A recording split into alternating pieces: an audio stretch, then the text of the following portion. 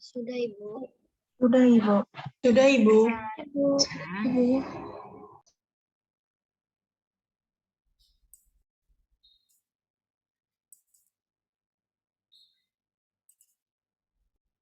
Ya, jadi kita belajar bersama mengenai penggerakan dan pemberdayaan masyarakat ya. Nah, tadi kelompok juga sudah itu ya, sudah presentasi ya untuk apa itu pemberdayaan kok mencolot-mencolot terus. Apa itu pemberdayaan gitu ya. Nah, pemberdayaan itu seperti ini. Jadi segala upaya atau bisa berupa fasilitasi ya yang bersifat persuasif ya. Jadi tidak memerintah, tidak memaksa, di mana pemberdayaan itu tujuannya untuk meningkatkan pengetahuan, untuk meningkatkan sikap, perilaku, dan kemampuan masyarakat itu, supaya masyarakat tadi dapat menemukan, merencanakan, dan memecahkan masalah dengan menggunakan sumber daya atau potensi yang ada di masyarakat itu. Termasuk di situ ada partisipasi, dukungan tokoh masyarakat atau LSM ya, yang ada dan hidup di masyarakat itu. Jadi kalau nanti masyarakat itu dia sudah diberi pengetahuan ya, akhirnya dia tahu, terus kemudian dia akhirnya mau, dan yang terakhir pastinya dia akan mampu. Gitu loh harapannya seperti itu. Misalnya masyarakatnya tadi tuh mau gitu eh,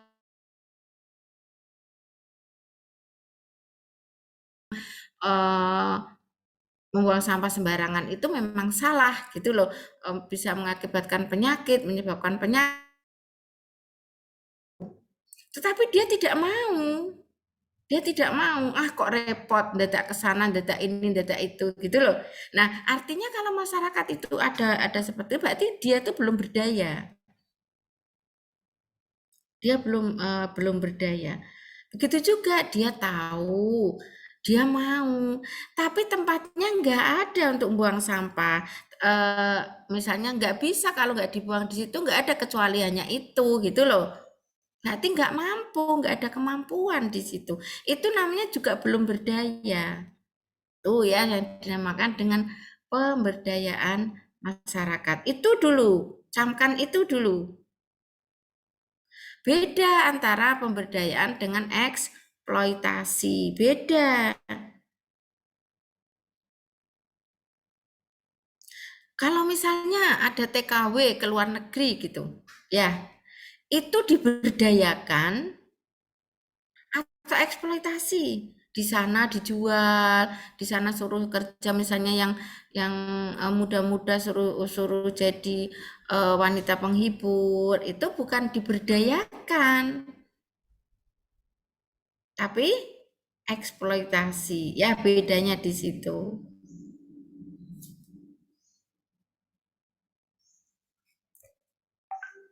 Nah, di dalam pemberdayaan masyarakat ini, kalau tadi kan gimana toh caranya gitu. Tadi ada pertanyaan ya.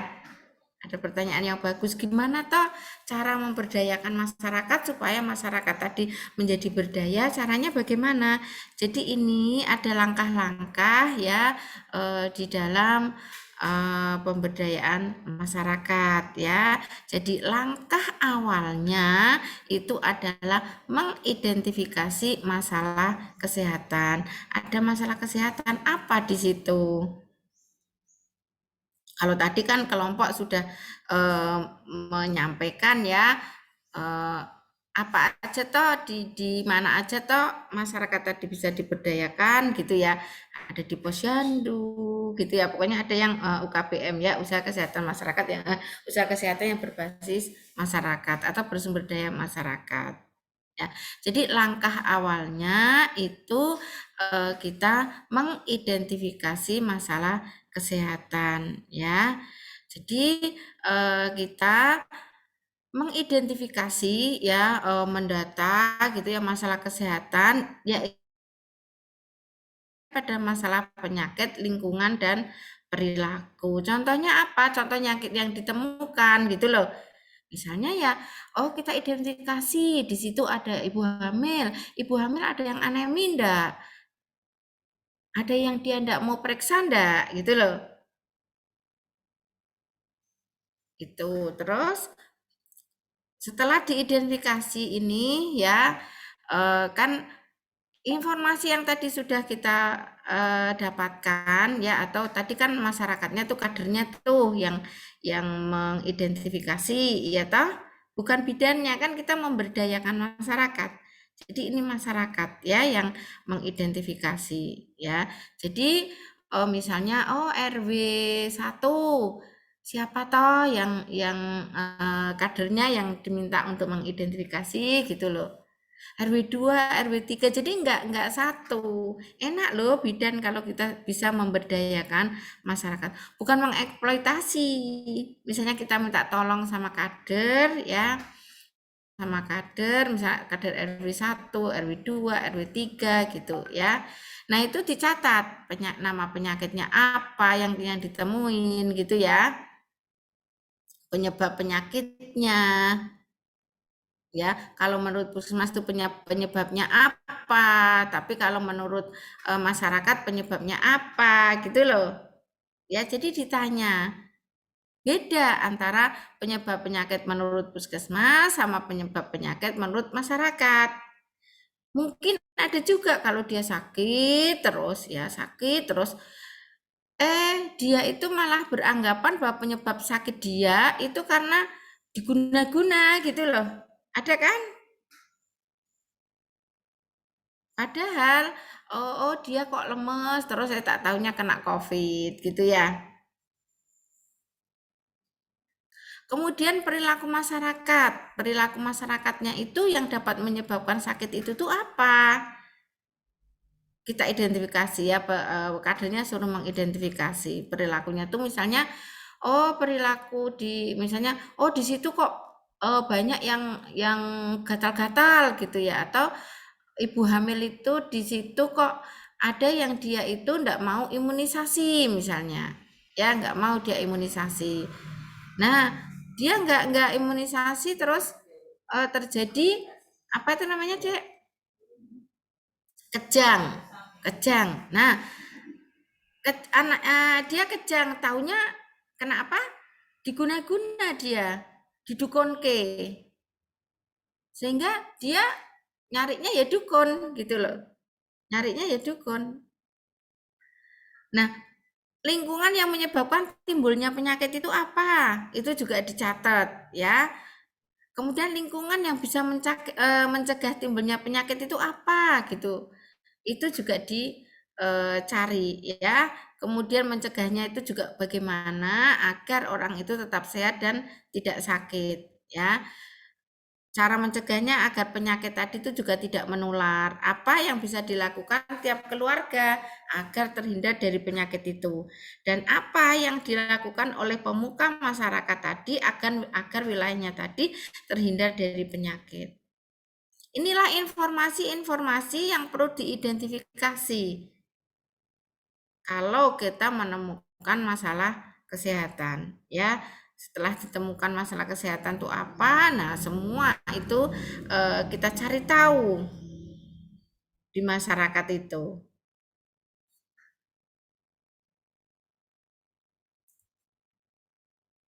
Nah, setelah tadi informasi sudah terkumpul, nah akhirnya melakukan pertemuan tingkat desa, ya dibawalah ke balai desa. Jadi ini merupakan langkah awal dari kegiatan pembinaan di tingkat desa.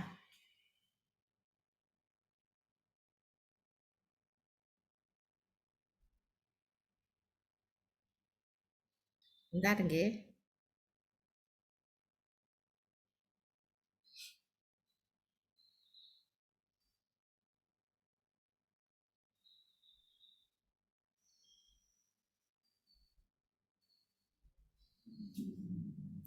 Nah, di dalam pertemuan tingkat desa ini ya bertujuan untuk konsep kalau dulu konsep desa siaga ya konsepnya. Jadi eh, eh, desa siaga tadi itu kan merupakan satu upaya penggerakan dan pemberdayaan masyarakat ya. Jadi untuk apa? Untuk meningkatkan derajat kesehatan masyarakatnya itu ya. Nah, di dalam pertemuan tingkat desa tadi akhirnya kita sebagai bidan itu memperoleh dukungan baik itu dari kepala desa, dari pemuka masyarakat ya di dalam pelaksanaan penggerakan dan pemberdayaan masyarakat ya. Nah, di dalam itu pertemuan tingkat desa tadi kan setelah kita mengumpulkan informasi-informasi kan sehingga masalah-masalah yang ada di masyarakat tadi kan sudah ketemu ya. Jadi semuanya akhirnya tahu ya ada masalah apa di desa itu ya, baik itu masalah penyakit, lingkungannya maupun perilaku yang menyebabkan masalah kesehatan tadi ya. Nah, di dalam pertemuan tingkat desa itu nanti akan diperoleh kesepakatan apa yang harus dilakukan untuk meningkatkan derajat kesehatan masyarakat ya. Bisa melalui pengembangan desa atau kelurahan itu menjadi desa siaga. Kalau sekarang itu semuanya sudah menjadi desa siaga, tetapi jalan atau tidak itu banyak yang tidak jalan. Ya, padahal kalau desa siaga tadi jalan itu pastinya derajat kesehatan masyarakat tadi akan meningkat ya. Karena apa? Di dalam desa siaga itu eh, penuh pemberdayaan masyarakat di situ. Jadi masalah kesehatan itu bukan masalah atau bukan tanggung jawab dari kita, bukan tanggung jawab dari kita saja, tetapi merupakan komponen yang ada di desa itu. Itu apa bagusnya penggerakan masyarakat. Nah, untuk pertemuan tingkat desa itu ada desa itu tempatnya di mana terserah mau di mana ya, jadi nggak boleh memaksa kayak tadi oh harus di balai desa, ternyata balai desanya nggak ada, nggak punya. Tapi ya enggak terus, ya pertemuan tingkat desanya di rumah makan aja ya bangkrut. Ya toh boleh kok misalnya di situ di tempatnya orang gitu yang memang rumahnya besar, ada ruangannya luas gitu ya. Paling tidak di sini ruangan itu bisa menampung kurang lebih 20 orang peserta ya. Nah, pesertanya siapa aja? Ada dari tingkat kecamatan, ada juga dari tingkat desa ya. Kalau dari tingkat kecamatan boleh kok Pak Camat rawuh ya atau mungkin diwakilkan. Bisa juga dari tim penggerak PKK ya, kepala puskesmasnya, stafnya, biasanya stafnya tuh yang datang itu promkesnya atau bidan desanya atau bidan koordinator KIA-nya yang datang ya. Terus ada mungkin dari Dignas ya, kemudian dari Departemen Agama juga, bisa juga misalnya di situ kok permasalahannya penanaman-penanaman gitu ya mungkin pertanian gitu. Jadi sesuai dengan masalah yang ditemukan. Ini nanti kita ketemu lagi nih di komunitas ya, di komunitas ketemu lagi, diulang lagi ya. Jadi waktu apa kalau di desa itu semua tokoh masyarakat itu dilibatkan gitu loh. Kader Posyandu ya. Karena kalau di desa itu kader Posyandu sama TPPKK itu sama. Tim penggerak PKK sama kader itu sama.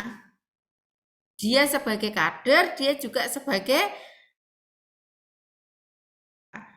jadi orangnya itu aja gitu loh. Ada yang ibunya kader mungkin mamahnya kader? Ada yang ibunya menjadi kader?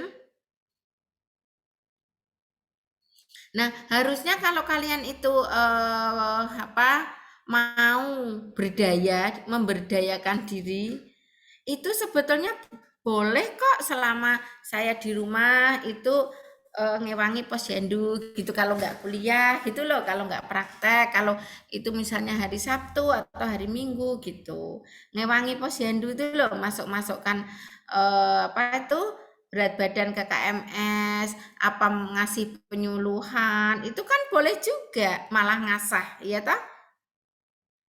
Loh, saya dulu itu kan bapak saya ya yang kepala desa.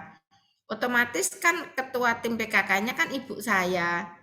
Lah, saya itu SPK sudah lulus gitu, diikutkan terus di mana-mana diikutkan. Nah, pas akhirnya saya kuliah di satu kebidanan, akhirnya saya menguasai dari program PKK. Jadi 10 program PKK ya apal, lagu PKK ya apal gitu kan. Apa aja yang itu administrasinya juga apal. Nah, pas di D1 itu pas melakukan ini PTD ini pertemuan tingkat desa ini, ya saya kayak kayak bicaranya jadi kayak bulurah. Taunya saya itu bulurah. Bulurah itu pasti bulurah mau tahu gitu ya enggak karena saya dulu ikut gitu loh. Lah ini apa salahnya kalau nanti saya sudah menjadi bidan kan sudah apal gitu loh. Sudah apal ya masuk di eh Pokja 7 ya. Pokja 7. Nah, waktunya terserah ya. Jadi jangan apa, jangan memaksa. Aduh maaf, saya kalau malam minggu nggak bisa karena waktu saya tahu sendiri toh, saya kan anak muda, masih dirapeli. Oh enggak, yang namanya bidan itu keluarga aja nomor swidak. Anak nomor swidak, suami nomor 100, nomor sijine itu ya masyarakat. Karena kita ini punya masyarakat. Jangan salah, kita ini apa pelayan-pelayan masyarakat tapi yang profesional. Iya toh? Pelayan gitu loh. Pelayan profesional ya nggak ngikutin masyarakat kalau itu nggak benar, tapi bisa mengarahkan ke arah yang benar gitu loh. Bu, ini loh anak saya itu wong hamil toh ndak ada suaminya. Tolong ya Bu, daripada ngerepoti saya toh Bu itu. Jenengan kan pelayan saya harus ngikutin saya. Tolong diobati oh supaya eh, apa gugur gitu ya, digugurkan gitu. Enggak terus oh iya ding kata Bu Ase saya pelayan masyarakat berarti saya harus mengiyakan. Iya Bu, saya tahu saya bisa. Oh enggak. Ya kita tapi nggak boleh marah juga. Oh iya, oh, karena hamil nggak ada suaminya gitu ya. Akhirnya kita kasih tahu tuh, kita nggak ngelarang. Jangan Bu, jangan nanti itu berbahaya. Oh enggak, kita berdayakan dia. Iya tah? Yang namanya abortus tuh ini. Jadi bayi itu kalau di dalam kandungan tuh seperti ini. Jadi dia diberitahu dulu. Iya tah? Diberitahu dulu. Efeknya seperti ini, nanti bisa seperti ini, gitu loh. Itu diberitahu dulu. Setelah diberitahu, setelah kita kasih pengetahuan dia mikir kan? Mikir sendiri. Baru kemudian kita terakhir, gimana Ibu? Masih tetap mau itu digugurkan? Aduh Bu, jangan. Itu berarti dia sudah ada kemauan dan sudah ada kemampuan, gitu loh. Nah berarti yang melarang dan gak jadi ngaborsi siapa? Dia sendiri. Nah itulah namanya diberdayakan. Kamu bisa mulai kok dari adik, yang dibuat praktek adik. Mbak, belikan es krim. Gitu kan? Kan nek mbak senengannya kok Kak Ros. Gua era karu-karuan. Gitu kan? Tuh Kak Ros itu loh. Nah, padahal nggak usah.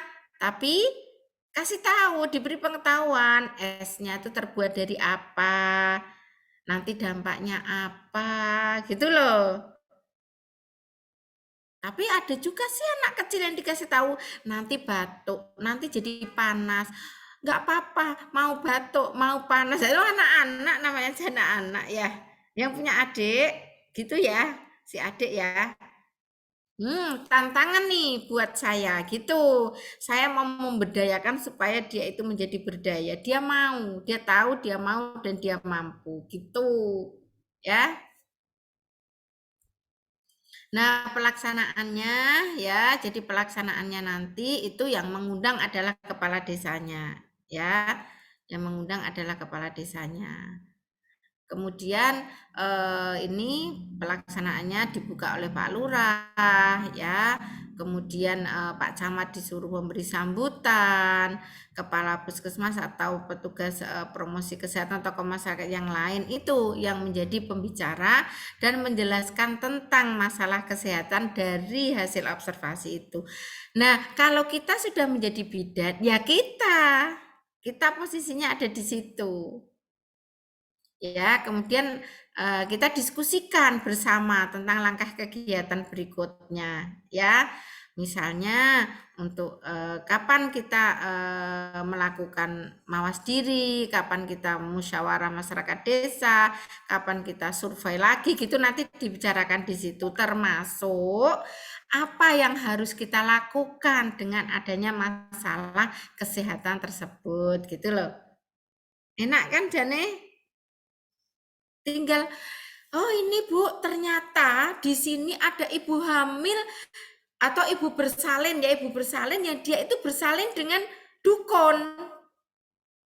Gitu loh. Nah, bersalin dengan dukun harapan kita itu alhamdulillah di tempat kita tidak ada kematian. Ibu melahirkan. Tetapi yang namanya Mbah Dukun itu satu peralatannya tidak lengkap, tidak komplit. Mbah Dukun juga tidak diberitahu tentang apa itu kegawat daruratan yang terjadi pada saat kehamilan baik itu ibu maupun bayinya. Taunya baik-baik aja.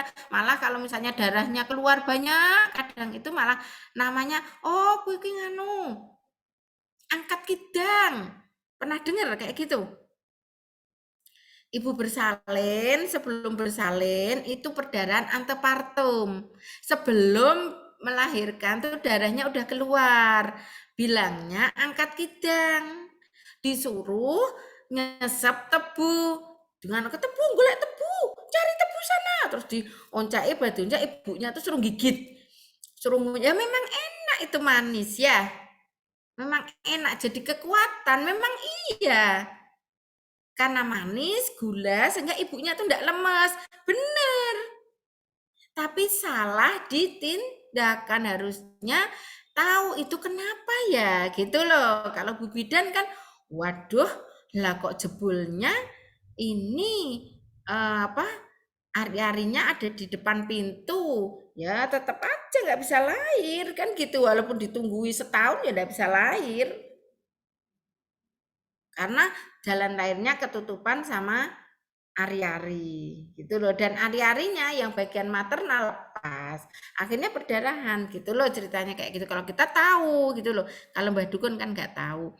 Nah, bapak-bapak, ibu-ibu sekalian yang saya hormati, yang dimuliakan oleh Allah Subhanahu wa taala, gimana supaya tidak lagi Mbah Dukun tadi menolong persalinan. Apa yang harus kita lakukan? Yuk kita cari jalan keluarnya. Gitu. Mbak Dukunnya diusir aja. Itu kan misalnya, boleh nggak Bu Bidannya itu memberi masukan? Boleh, tapi terakhir dan itu ditawarkan. Ada gambaran nggak? Jadi nggak boleh gini, yang anu aja, gimana kalau didendo aja ya itu nih biar biar Mbak apa yang babaran sama dukun didenda aja 1 juta. Udah, nanti biar nanti uangnya bisa. Nah, itu kan keputusan bidan. Kalau Bu Bidan itu menawarkan aja apa yang harus dilakukan. Gitu. Ini aja Bu, nah ini ada masukan dari Pak ini atau dari Bu ini, katanya suruh seperti ini gimana Bu? Gitu. Jadi ditawarkan terus sampai dengan deal. Berarti Bu Bidan di sini hanya sebagai apa?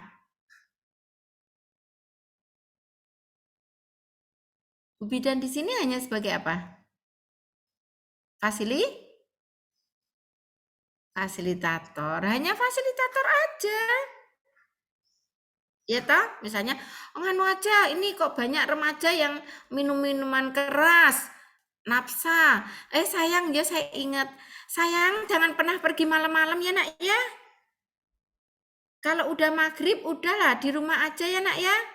Sekarang itu remaja-remaja yang laki-laki itu sekarang kok nakal-nakal banget ya.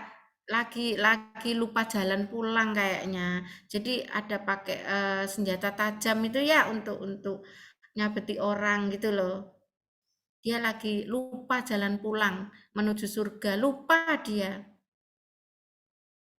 Lagi salah jalan. Miris ya nak ya, miris di Kendal itu sekarang ada di mana itu ada.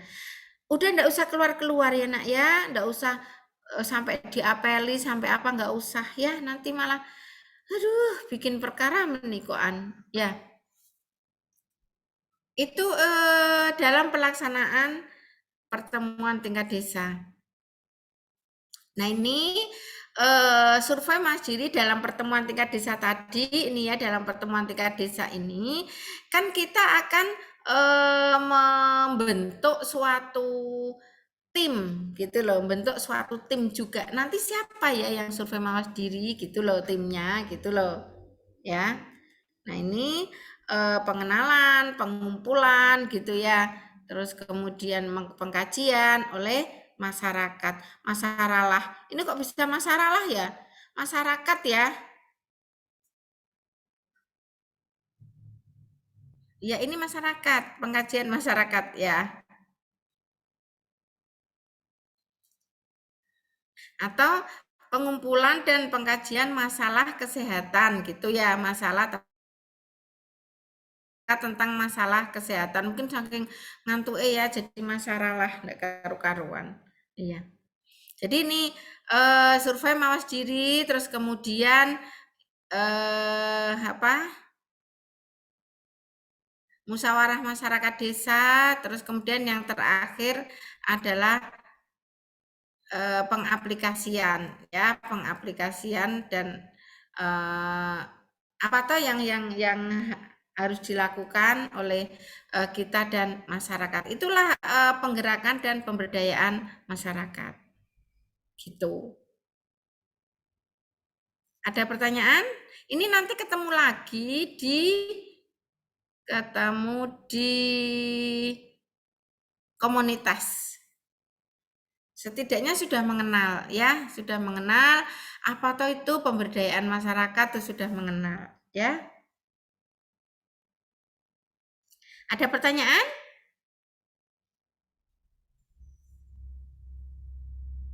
Halo, Cinta?